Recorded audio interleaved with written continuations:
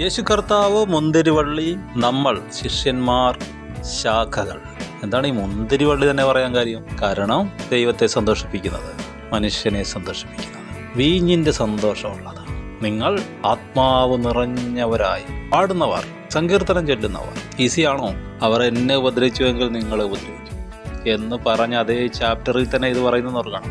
എന്ന് പറഞ്ഞാൽ സാഹചര്യങ്ങളെല്ലാം അനുകൂലമായിരിക്കുമ്പോഴല്ല, പ്രതികൂലമാണെങ്കിലും.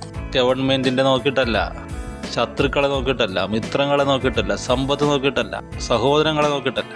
ചിരിക്കുന്ന ഒരുത്തിനെ കണ്ടിട്ടുണ്ടോ? ധൈര്യശാലി ഒരുത്തിനെ കണ്ടിട്ടുണ്ടോ? മുഖം വാടാത്ത ഒരുത്തിനെ കണ്ടിട്ടുണ്ടോ? തൻ്റെ മുഖപ്രസാദം കൊണ്ട് മറ്റുള്ളവരെ ധൈര്യപ്പെടുത്തുന്ന ഒരുത്തിനെ കണ്ടിട്ടുണ്ടോ? അവൻ്റെ പേരാണ് യേശുവിൻ്റെ ശിഷ്യൻ. കാരണം യേശുവിൻ്റെ അകത്തുള്ള അതേ ജീവനാണ് ഈ ബ്രാഞ്ചിലും ഈ ശാഖയിലും വ്യാപരിക്കുന്നത്. ഉയർത്തെഴുന്നേറ്റ യേശുവിൻ്റെ അതേ ജീവനാണ് നമുക്കുള്ളത്.